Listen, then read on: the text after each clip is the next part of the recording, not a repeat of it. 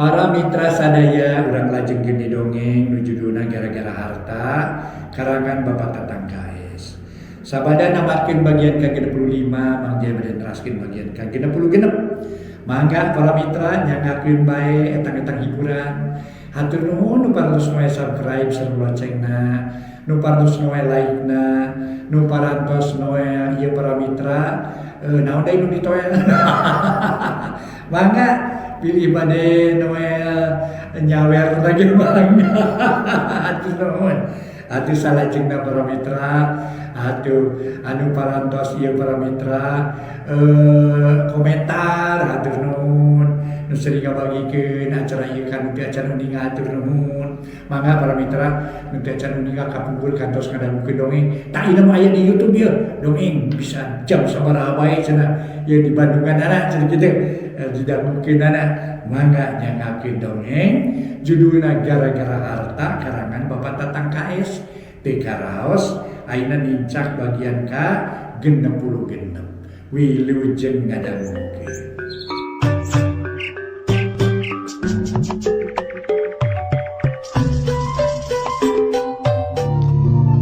Para mitra anu mulia, wilujeng tepang dangu sareng acara matuh dongeng enteng pangbeberahmana.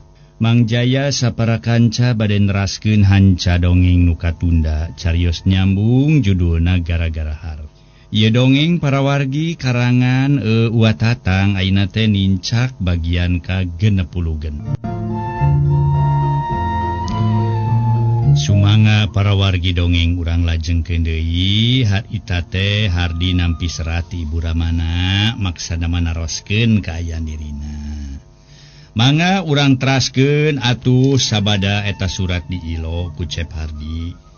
Surat ti indungna jeung ti bapana atuh surat ditilepkeun deui saasal tadi malah diasupkeun kana amplop. Ari si Toed harita colohok menit sirikna teu ngiceup-ngiceup geus kitu kakara si Toed nyarita bari nanggeui keneh gado. Sikuna ditekenkeun kana meja makan. Jih, geuning Kang Aden. Ngaos teh teu ka kuping pisan ku abdi sun. Nyatang tu we moal kadenge mah sabab di ilo. Rek kadenge kumaneh kumaha kos dongeng we maneh mah. Ceuh. Janten upami ngaos ditarikeun de. Kedah di kilo heula nya Kang Aden. Cek si Toed kawas bolon teu beda ti si Cipeu. Nah, ari maneh rupa bodoh tapi balegug. Idi teh Kang Aden. Sanes balegug abdi menanging BH Kang Aden. Lah, BH teh. Sanes BH kawai tutup buah rigu teh nanging buta huruf sun.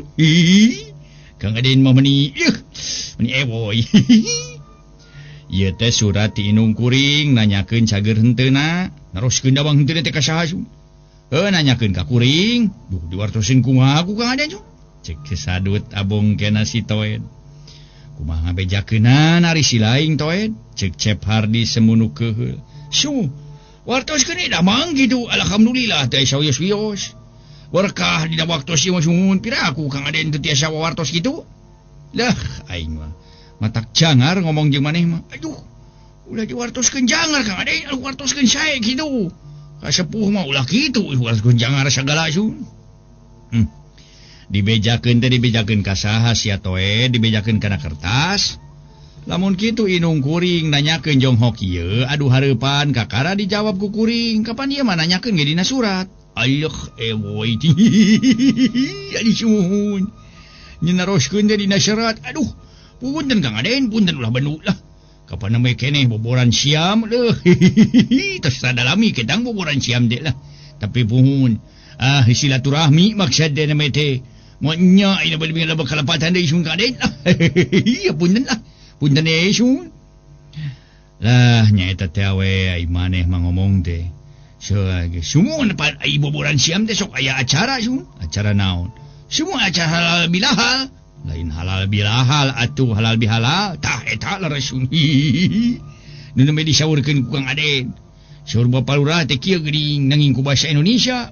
Buanglah kesalahan yang lalu, carilah kebenaran dan kebaikan sekarang. Kesalahan yang lalu jangan terulang lagi. Kitu kemang.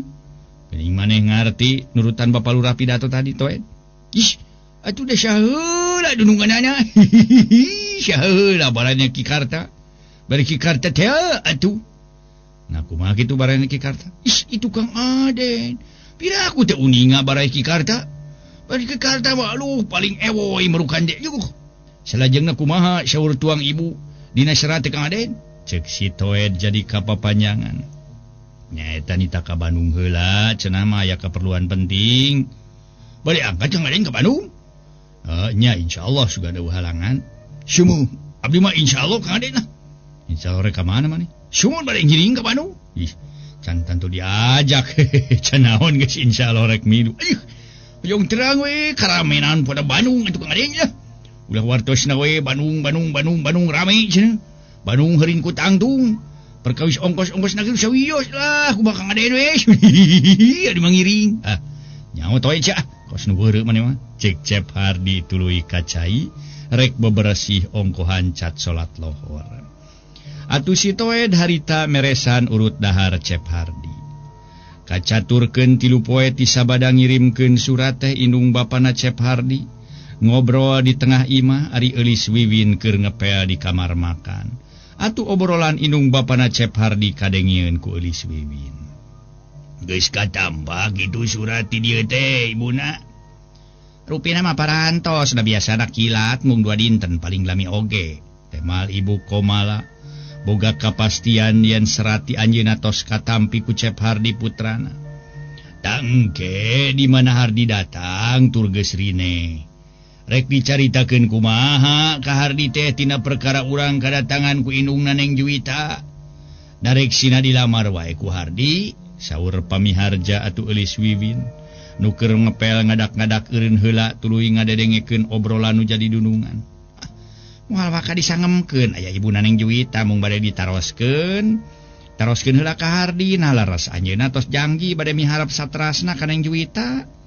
Pamila ras Hardi tos janji kitu ku abdi ge sina enggal-enggal we dilamar. Perkawis salamatan kitu iraha we kumaha niatna Hardi. Sumunu dimaksadkeun ku abdi mah kumaha Hardi teh nah tos siap pakeunana kangge salametan sareng tos siap kamampuan ngalaksanakeun kawajibanana. Jalaran pameget nu tos kaungan istri teh kedah mampu dina ngalaksanakeun tanggal walerna. Panginten apa ku apana ge ka karaos kasebat kaungan istri teh kumaha. Piraku ukur sangem dina waktosna nikah wungkul. Ari kadituna teu tanggung jawab atana piteung ngalaksanakeun kawajiban. Sanoa sepuhna ti pihak istri ti pihak pameget ge kasebat beunghar. Moal nya bade nganalkeun we ti sepuh. Beunghar so teh sepuhna da putrana mah ukur kasebatna putra nu beunghar. Teu tiasa kabeungharan sepuh diangkeun ka beungharan putrana, tetep we nu sepuhna. Satungtung sepuhna araya keneh mah. Namanya harta kakayaan sepuh ragrag ka putra. Kitu ge teu ragrag ka saurang, bumi kagungan saderek 3 dibagi 3, saderek 5 dibagi 5, kumaha aturan anu numutkeun agama. Saur ibu Komala rada panjang lebar. Nya eta mah tanyakeun heula tu ka Hardi. Nah bener manehna geus janji rek saterusna miharep Neng Juwita. Da ceuk indungna Neng Juwita mah kitu cenah Hardi teh geus janji rek saterusna miharep. Nu hartina terus ngawin Neng Juwita. Lamun bener Hardi geus janji kitu ke urang badami deui. Nah perlu sina dilamar heula, nah terus sina kawin bae. Ngarah teu ngaluarkeun biaya. Atuh teu miarkeun biaya 2 kali maksud teh. Sanajan kasebut ngalamar oge saeutik gedena ngaluarkeun biaya, boh ti pihak urang, boh pihak awewe.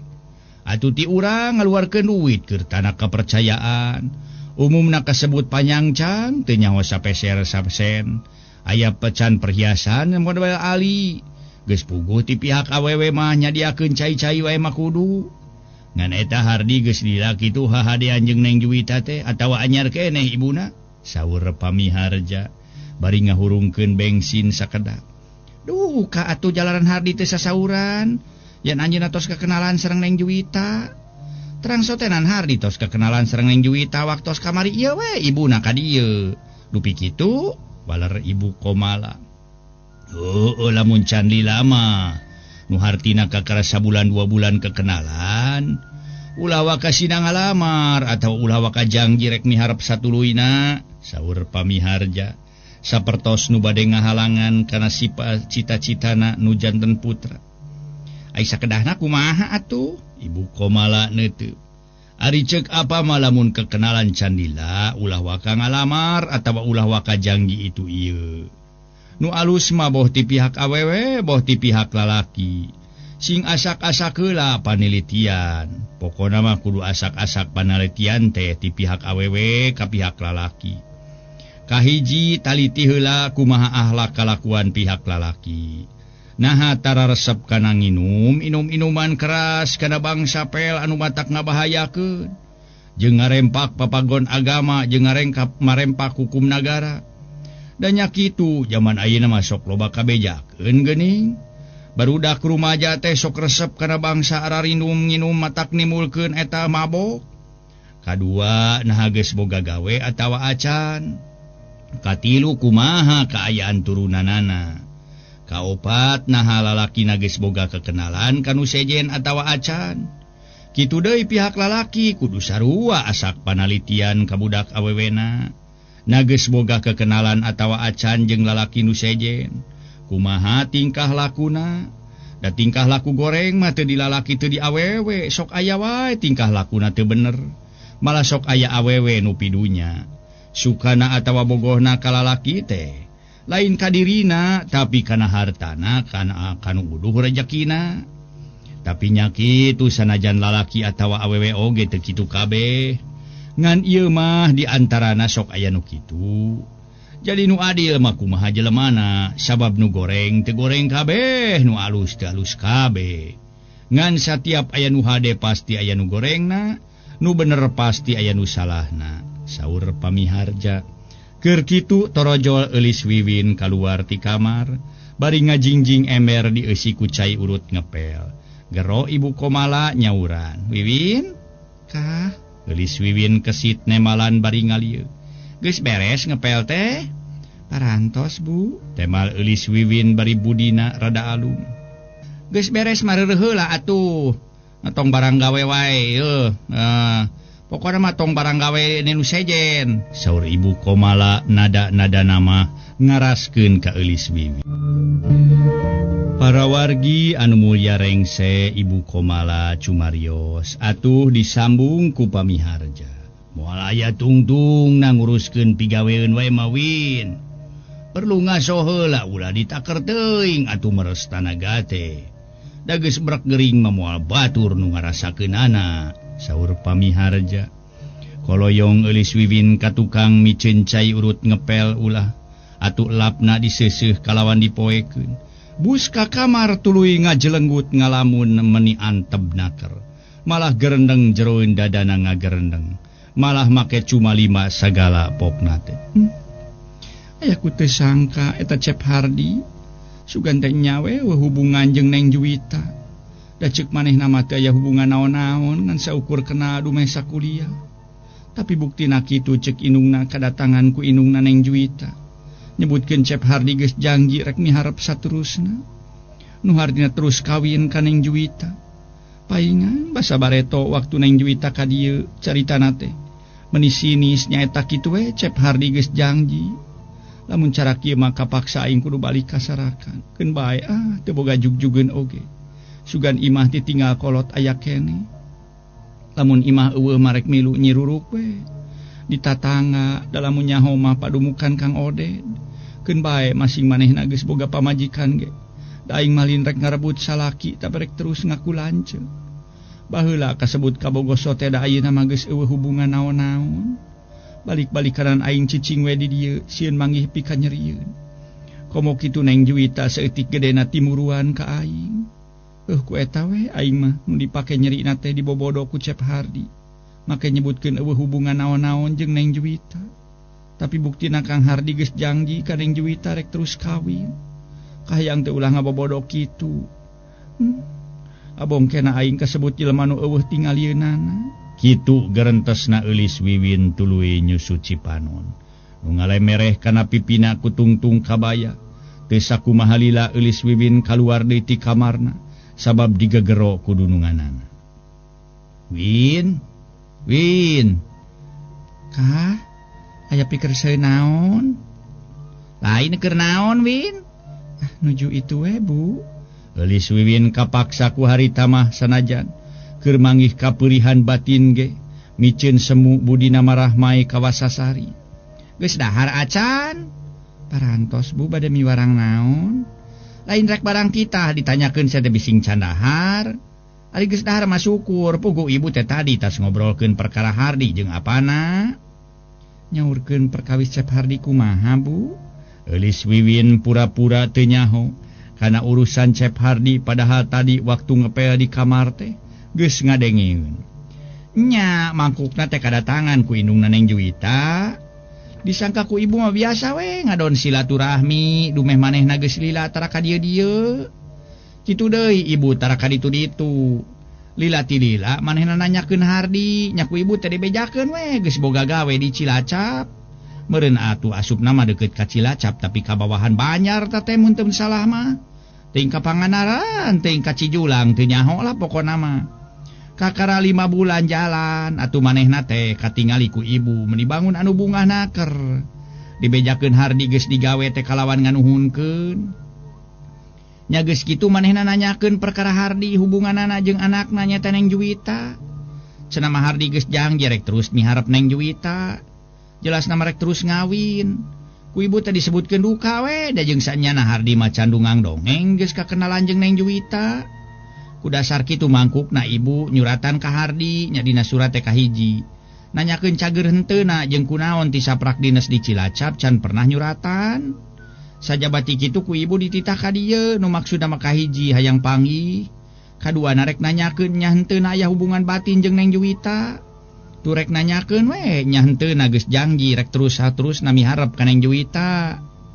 Saur ibu Komala si horeng si mana horeng. Nyauran Eulis Wiwin teh bade nyarioskeun perkawis kasumpingan ku ibuna Neng Juwita. Atuh sawios ibu manu mawi ibuna angkat ka dieu ge nawiskeun leres Cep Hardi parantos janji. Malih kange abdi mangiring bingah we ku ayeuna Cep Hardi parantos aya maksad bade kagungan garwa. Komo kitu anjeunna tos janji ka Neng Juwita dibubuh parantos kagungan damel. Ceuk Eulis Wiwin. Lahir mah si ganu nya milu bungah turido Cep Hardi rek boga pamajikan ka Neng Juwita. Tapi batin mah ngerik sabab Cep Hardi tiba heula geus aya kecap miharep ka Eulis Wiwin, malah nyebutkeun eueuh hubungan naon-naon jeung Neng Juwita. Bener adiku kitu teh mangan Hardi can carita ka ibu yen manehna geus aya pertalian batin jeung Neng Juwita. Ku ibu ge moal dicarek moal dihalangan masing Hardi rek boga pamajikan ka saha-saha ge. Asal geus kanyahoan ku ibu tina perkara tingkah lakuna. Lamun hayang nyaho teh mah hayang nyaho heula we kumaha tingkah lakuna. Jeung geus boga hubungan naon jeung nu sejen. Kapan sagarupa oge kudu ditaliti heula ulah dapon kitu bae. Sanu nyaho Neng Juwita geus leuwih ti heula hubungan jeung lalaki sejen. Hayo ke anak ibu jadi riributan. Talung ributan ukur parere omong kumaha lamun itu katerap ku panjak setan. Ieu katerap ku panjak setan pan akhirna mah tak nimulkeun picilakaeun keur duanana. Tah ibu mah mung nepi ka boga anak rek ngalawan riributan tina perkara awewe. Sajaba matak cilaka teh era deui we ku batur. Ngadon marebutkeun awewe kawas nu eueuh deui awewe. Panelitian teh lain pihak awewe ka lalaki bae sanajan pihak lalaki ka pihak awewe ge. Teu aya salahna panelitian mah. Panelitian teh lain naliti tina perkara bogana teu bogana, harta kakayaan atawa disebut beunghar. Tapi naliti dina akhlak kalakuanana kumaha naha bener naha salah. Da perkara bener jeung salah mah teu di lalaki teu di awewe bae. Sok aya we nu teu benerna. Tah kitu maksudna ibu nyuratan Hardi teh. Kahiji ti manehna can mere kabar ti saprak dinas di Cilacap. Kaduana dititah balik heula ngarasa sono jeung rek aya tanyakeuneun perkara Juwita. Cenah bener Hardi geus janji rek miharep saterusna ka Juwita. Moal waka diidinan kawin dina ditaliti heula ge. Sina ditaliti akhlak kalakuanana jeung kakumaha Juwita teh can aya hubungan jeung lalaki sejen. Eta perkara Hardi rek boga pamajikan ka saha-saha ge moal dicarek moal dihalangan. Asal nu bener-bener bener akhlak kalakuanana bageur. Tong boroning Hardi kasebut anak ibu. Dalah Wiwin ge pek wae geus boga hayang boga salaki mah ku ibu moal burung dikawinkeun. Asal geus kanyahoan akhlak kalakuanana lalakina. Jeung geus kanyahoan pakasabanana. Boh digawe, boh dagang kasebut usaha pikeun nyiar kipayah nyumponan keperluan rumah tangga. Da awewe mah daek boga salaki teh lain butuhku dipicintana wungkul, tapi butuhku pangurusanana, ngurus daharna, ngurus pakena, ngurus ngimahanana. Da hayang dahar hayang make teh teu cukup ku cinta jeung bogoh. Aya paribasa awewe mah teu cari ka Batawi ngan keur pihak awewe di mana sukana ka lalaki teh ulah didadasaran ku pidunya. Sok aya awewe nu sukana ka lalaki ngerong kana dunyana bae. Ari laki kunyinyin malah laki kunyinyin boro-boro mika hayang nu puguh mangajebian. Ceuk istilah budak ayeuna mah. Pokona mah ta ya kalau pokona mah hadang hopeng mah cenah hadong hopeng mah cenah kitu. Saur Ibu Komala panjang lebar turus sakedik ageng namasihan pepeling ka Eulis Wiwin. Kalayan saurna deui naros kana pamadegan Eulis Wiwin. Ari Eulis Wiwin iraha atuh jeung ka urang mana? Sabada Ibu Komala nanya ka Wiwin, atuh Wiwin terus harita teh para mitra ngajawab. Naon teh ya Bu? Nyarek boga salaki? Ibu mah. Saha nu kersaeun ka abdi Bu? Batan kayan abdi sakieu buktosna kaeng disanggemkeun naon araheunana. Abdi mah jalmi anu sisip ku harti tunaku katiasa sanes para parantos estu salah sumuhun sanes paripaos Ibu estu salaresna panginten ku Ibu ge kauninga. Tembal Eulis Wiwin bari mesem.